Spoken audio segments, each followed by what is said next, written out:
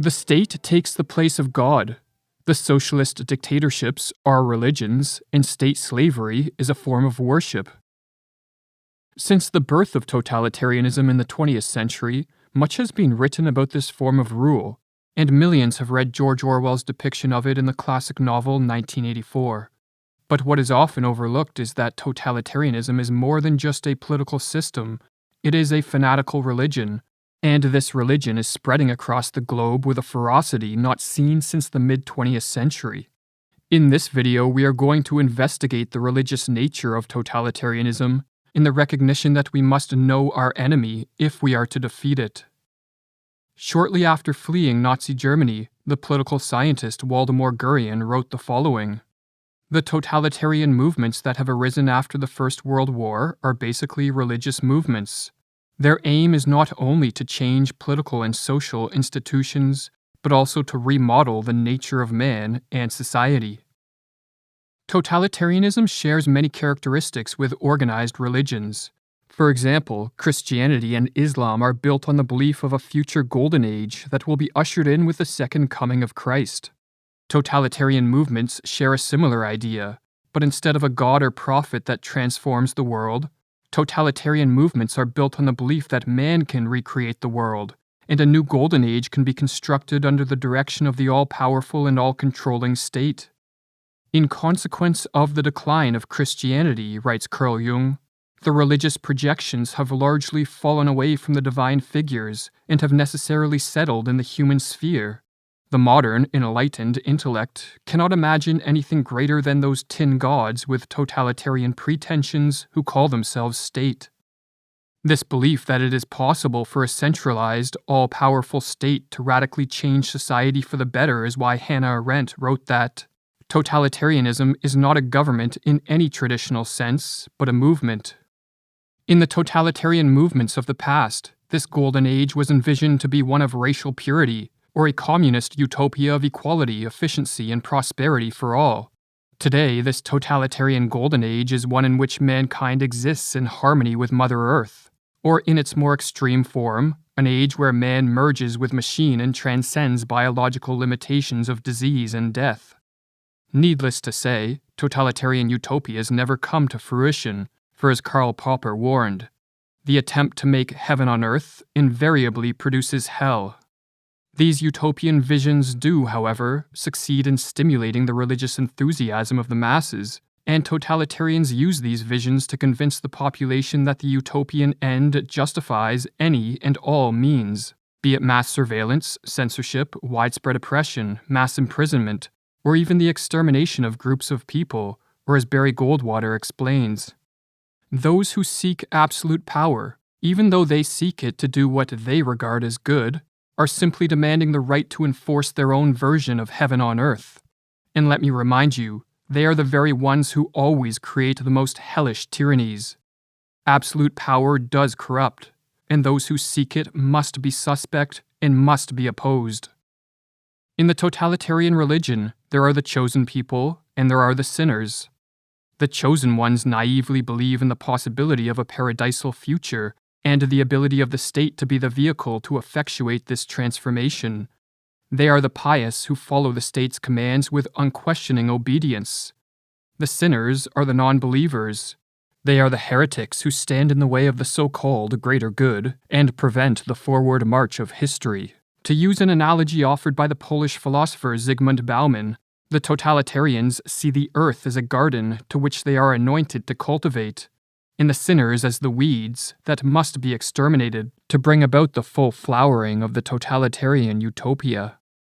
All totalitarian visions of society as garden define parts of the social habitat as human weeds.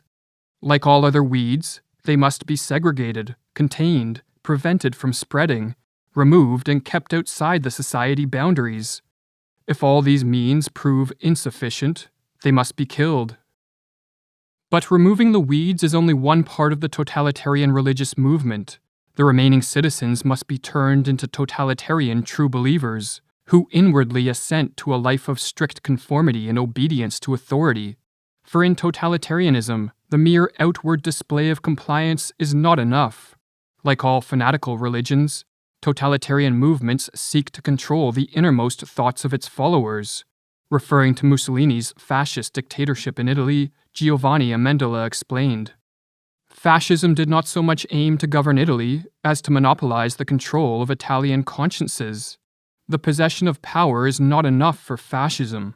It needs to possess the private conscience of all its citizens. It demands the conversion of Italians. Fascism makes the same claims as a religion. It does not promise happiness to those who do not convert."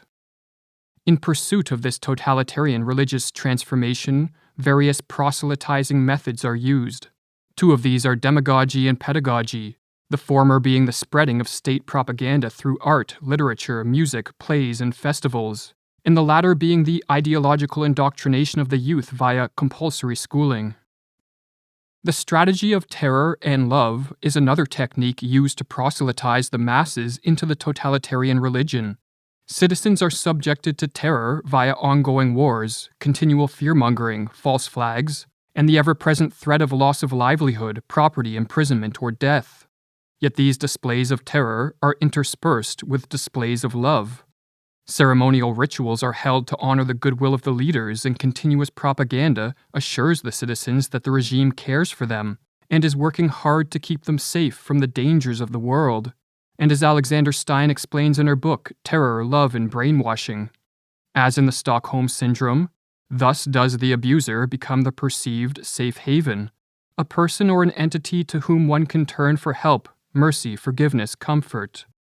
This alternation of terror and love triggers free-floating anxiety, confusion, and creates a trauma bond between the citizen and the state, a bond that lies at the basis of all cults. Stein explains further.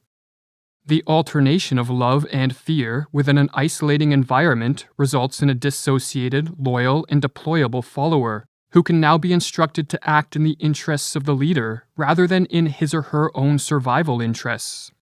Processes of brainwashing rest on the creation of stress or threat with no escape, other than compliance to the apparent safe haven of the totalitarian regime and group.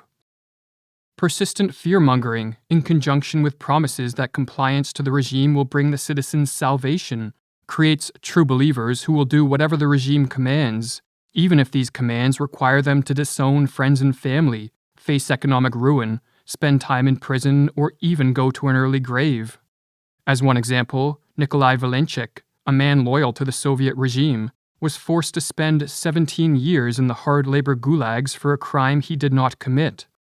Yet upon being released, he did not condemn the Stalinist regime. Instead, he stated, "We believed in the party, and we were not mistaken." Other reports tell of political officials and party followers who cried out, "Long live Stalin," as they were being taken out to be shot by the Soviet secret police. As further evidence for the mass religious conversion that takes place under totalitarianism, Hannah Arendt explained, "The amazing fact is that the totalitarian true believer is unlikely to waver in his loyalty when the monster begins to devour its own children, and not even if he becomes a victim of persecution himself, if he is framed and condemned, if he is purged from the party and sent to a forced labor or a concentration camp. On the contrary, to the wonder of the whole civilized world, he may even be willing to help in his own prosecution and frame his own death sentence, if only his status as a member of the movement is not touched." Totalitarianism is a religion that never achieves what it promises. It creates a hell on earth in which many are sacrificed to the god of the state, but none are delivered into the brave new world they were promised. The more power the state is granted, the more corrupt become the individuals who operate the state machinery, and the more the world descends into chaos. Totalitarianism must be avoided at all costs, but sadly this religion is seeing a modern-day revival. Politicians and others in positions of global power are vocal about their desire to remake, rebuild, or reset the world, and the masses are expected to obey and to love the new society that is being forced upon them. If obedience does not come voluntarily, then force is being used with an alarming frequency. "They want to be our shepherds, but that requires us to be sheep," warns Thomas Sowell. In these times of tyranny, we each face a choice: accept the false gods of the state and allow the totalitarians to lead us into what Alexander Solzhenitsyn calls the land of smothered opportunities, or resist. There is but one choice: to rise to the task of the age. In the mid-20th century, Carl Jung watched the religion of totalitarianism sweep across Europe, and his words serve as a call to action for all who see the perils we face. Where are the superior minds, capable of reflection, today? If they exist at all, nobody heeds them. Instead, there is a general running amok, a universal fatality against whose compelling sway the individual is powerless to defend himself. And yet this collective phenomenon is the fault of the individual as well, for nations are made up of individuals. Therefore, the individual must consider by what means he can counter the evil. What are some tactics we can use to counter this evil? We can stop allowing our children to be indoctrinated with totalitarian ideas. We can ostracize people who blindly obey the immoral commands of the state, for ostracism is one of the most powerful means of social influence. We can mock and ridicule the so-called priestly class of politicians and bureaucrats, and point out their hypocrisy and the absurdity of their propaganda and lies. We can create and support technology, art, memes, videos, books, merchandise, or music that informs, inspires, and spreads the message of freedom. Or we can help build and participate in the counter-economy, which consists of all voluntary exchange that is conducted outside the controlling eyes of the totalitarian state. Simply put, we can strive to live as freely as possible in the recognition that while we single-handedly cannot liberate the world, our own personal liberation creates ripples in society and serves as a powerful example for others. In making the choice of whether to help resist the rise of the totalitarian religion, we should recognize that the choice is not between complying in living an easy life versus resisting in inviting unnecessary hardship. For compliance to totalitarianism is the riskiest of choices, as it is based on the naive hope that this time will be different, that this time power won't corrupt politicians and state officials, that this time the totalitarian monster will not devour its children and create a man-made hell on earth. But as Solzhenitsyn warned, there always is this fallacious belief. It would not be the same here. Here such things are impossible. Alas, all the evil of the 20th century is possible everywhere on earth.